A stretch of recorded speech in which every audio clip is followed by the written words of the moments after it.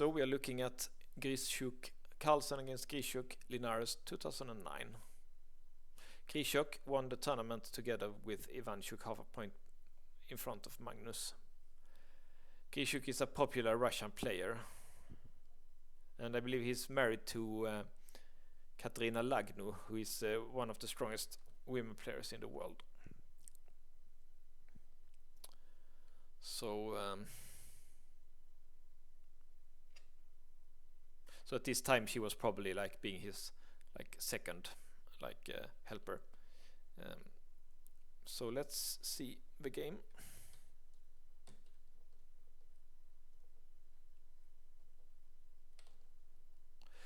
Grischuk is going for the knight off variation, a very popular choice at every level, and Magnus does the classical variation. There is like every move has been tried in this position, and I'm sure Magnus has played all of them also. So, and here of course Grischuk can choose if he's going for old school Najdorf or he's going for something known as the Scheveningen variation, which is this kind of a setup. And he chooses this one. Both are fine.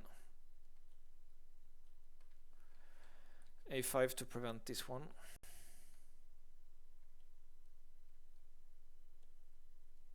Exactly like this was a lot of games against Karpov and Kasparov in their, I think it was their first match, 1984.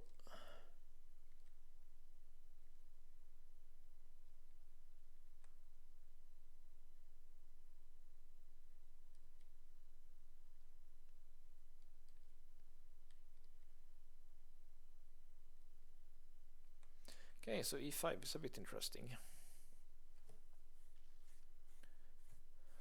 Sometimes they try to do like this,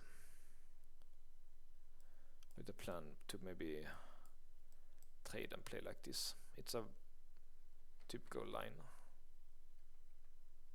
But Grischuk tries to do this one at once. Magnus takes, computer thinks it's better to go here.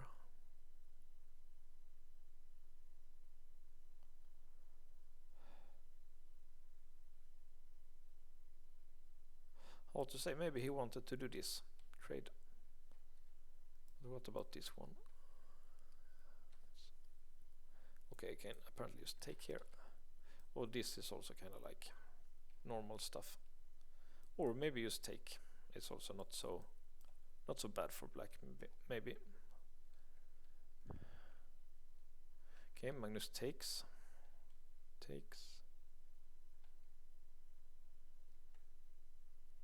Hey, computer likes to take back with a pawn. Taking with the knight is also possible.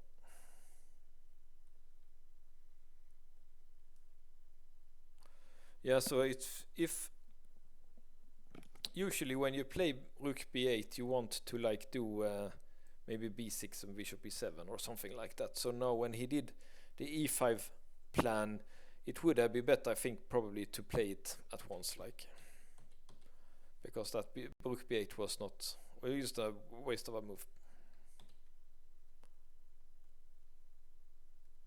Okay. And it takes that with the bishop. E4. And it's a nice in-between move here with d6. Okay, so I forgot to do the computer analysis. Let's do that one. Apparently, as you can see, black makes a blunder here. Computers say that Queen e5 was correct. And if this one, he can just take. And f6. And apparently it's even position here. It's quite easy to see that this is quite even. The problem with with this line is that white gets a tempo here with knight c5.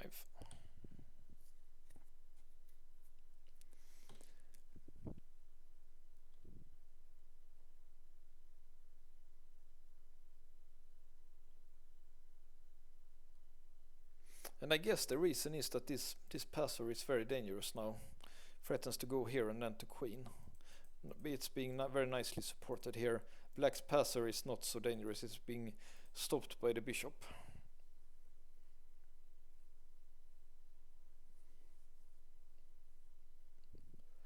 And here it seems like Magnus missed a tactical shot.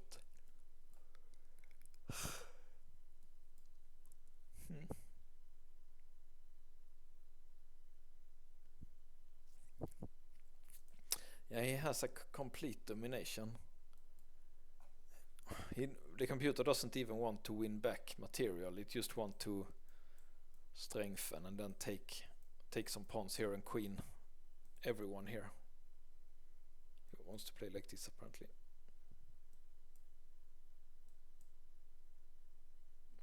That's actually nice. The black rooks are being dominated, and yeah, he can just do whatever he wants here. Apparently this maybe h6.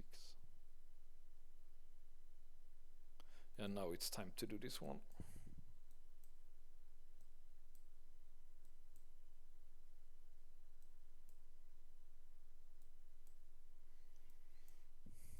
When he has done this, he can do c5. c5 is the key move here. Probably winning with these 3 strong pawns here.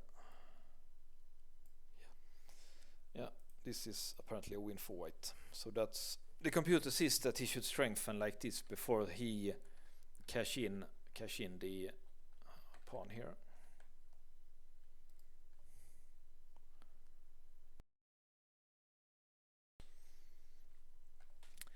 Magnus didn't see that he played this one, which allows black to trade off that bishop. Yeah, this bishop was very dominating, so this bishop was much stronger than the rook, so that's nice positional understanding by Stockfish. Okay, it's a blunder here. Rook e8 was possible. Something like this. Okay, has to go here. Takes. Okay, and he can win its back, so he should go do like this. Takes. Okay, white is up an exchange up, but these pawns are a little bit in danger here. Wasn't obvious to see. Let's see how Magnus defeats that move. That was a big mistake. Yeah, he does this exchange sacrifice now. Now he finds it. It's easier now because it ruins black structure, but it's still a nice exchange sacrifice. And yeah, it's not really an exchange sacrifice because he goes here, rook has to move, and then he forks. So it's he getting back everything with interest. And here, yeah, no hurry to cash in. Play c4, c5 first. And now he has to cash in because the rook can move, because the fork is covered. And this one is such a nice move. I don't know if you have seen this game. It's an opposite colored bishop ending, and Shirov plays black. And he plays a bishop to h3 where it can just be captured for nothing. It's similar to this one where black can just capture it for nothing, and his pawn will queen. Shirov's pawns will queen if the opponent takes it, but it's very not obvious to see. And here it's a little bit, it's not as beautiful here because it's quite easy to see that if it takes, then of course these 3 pawns will, like they say, 2 pawns. There is a saying, 2 pawns on the second rank is worth a rook, and here I have 3 pawns like on second rank, so it's definitely winning. But still, a very nice move. And I'm sure Magnus has good memories. I'm sure he has seen and remember this Shirov move, and he has seen that, of course. So I'm sure he wanted to play like a Shirov-like move.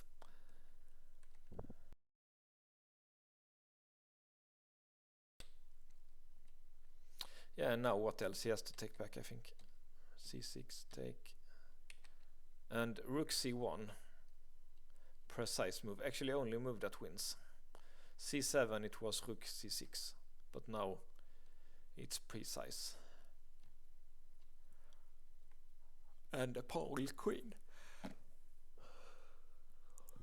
Yeah, very nice move by Magnus, this bishop a6. It's a Shirov-like move. Okay, so we looked at this tournament here, Linares, in 2009. So let's see what Magnus' next tournament was in next video.